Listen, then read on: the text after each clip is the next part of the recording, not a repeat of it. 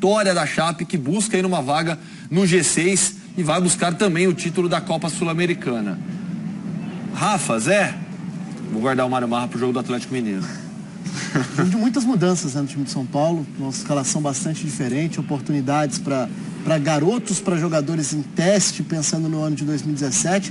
Está muito claro que o discurso é esse. Embora tenha uma chance matemática de rebaixamento, acho que o São Paulo não está preocupado com isso, e acho que nem deve estar preocupado com isso, porque a situação já está muito encaminhada, tanto que até ontem o discurso era de tentar a vaga na Libertadores. Exato. Então, assim, também não adianta sempre querer ter uma briga lá ou cá. São Paulo não esteve em nenhuma das duas brigas nessa rodada.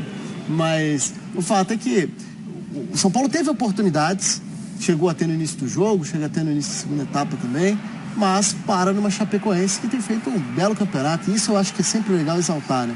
A seriedade, o profissionalismo, por que não, mas o nível e o padrão que a Chapecoense apresenta nesse momento, em que o normal, o recorrente, é ver um time desistir da competição. A Chapecoense tem uma decisão esse meio de semana contra o São Lourenço, uma semifinal de Copa Sul-Americana que representa o mundo para a Chapecoense.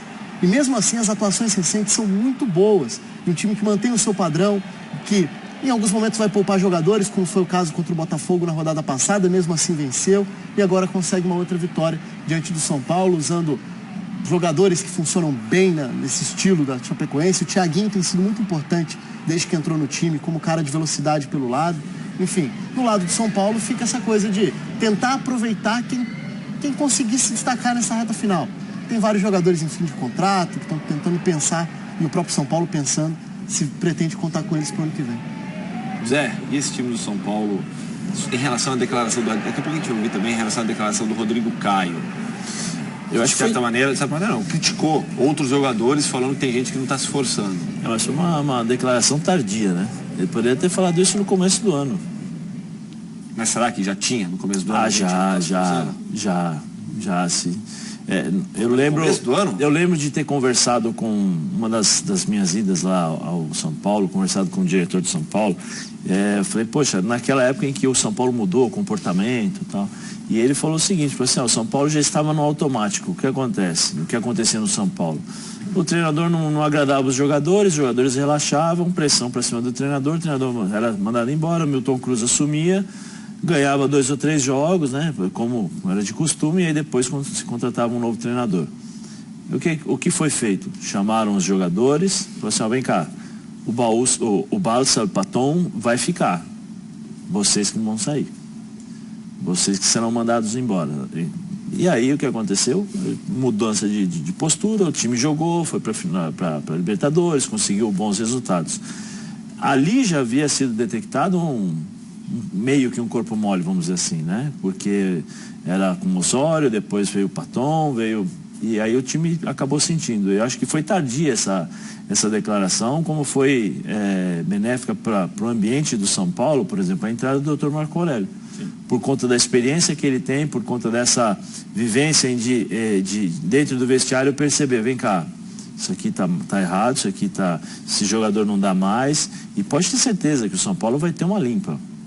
Pode ter certeza que esses meninos das categorias de base terão chances no ano que vem, né, porque merecem. Não adianta nada você pagar 400, 500 mil reais para um jogador e o cara não está nem aí para a equipe de São Paulo, né?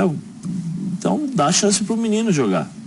Aí eu acho que vai ser mais válido, mais proveitoso para esse tipo de situação. São Paulo investe um dinheiro pesado nas categorias de base, não adianta você investir e chegar na hora que você precisa, não coloca. Né? Você tem o Cueva, você tem uma espinha dorsal aí. Você tem o Maicon e o Rodrigo Caio, a gente não sabe se ele permanece. Né? O Thiago, que vem fazendo um bom campeonato, acho que o Thiago, Bruno Schmidt, quando teve uma sequência de jogos, ele jogou bem, é um bom jogador. No ataque você tem o Cueva, o João Schmidt, desculpa, o Thiago e o João Schmidt, né, meio campo, os dois. Então, o São Paulo já tem onde reconstruir. O Denis, eu defendi o Denis aqui ao longo do ano, mas eu acho que ele tem que ter uma sombra. Tem que ter uma sombra para ele. Todas as vezes que ele foi pressionado, ele deu resposta. Quando ele acalmou, quando ele se relaxou um pouquinho, ele acabou falhando. Então tem que ter uma sombra ali para ele poder jogar sempre no máximo dele, para ele não falhar. E, Hoffman, foi tardia essa declaração do Rodrigo Caio. Minas Gerais agora em pauta. Primeiro, o Cruzeiro novamente, porque temos notícia na Toca da Raposa. Aqui no nosso telão, olha só. Cruzeiro Esporte Clube comunica a liberação do atleta Denilson, site oficial do Cruzeiro. Cruzeiro Esporte Clube comunica que, em comum acordo com o Denilson, está liberando o jogador dos compromissos restantes do clube na temporada. A decisão foi tomada já que o profissional não terá seus direitos econômicos adquiridos pelo Cruzeiro. A diretoria aproveita ainda para agradecer a toda a dedicação e profissionalismo de Denilson no período em que esteve defendendo as cores do maior de Minas e deseja felicidade ao jogador na sequência da carreira. Tem os direitos econômicos presos ainda ao clube do Oriente Médio. Acho que é um jogador que não deu encaixe realmente no Cruzeiro, não conseguiu. Jogou pouco, né? Pouquíssimo, não teve sequência. A gente até falou na época que ele foi contratado para um setor onde o Cruzeiro já tinha muitos jogadores. Já era muito bem servido. Mas o Denilson acho que é um atleta com qualidade enorme, cabe em muitos clubes ainda do futebol brasileiro tranquilamente. Ele estava atrás ali de Henrique, Ariel Cabral e Lucas Romero, né? Embora o Lucas Romero tenha jogado na lateral em alguns dos últimos jogos, ele acabou ficando muito para trás nessa ordem de preferência. Os primeiros meio-campistas ali. Mário Marra, sim, vamos conversar com o zagueiro.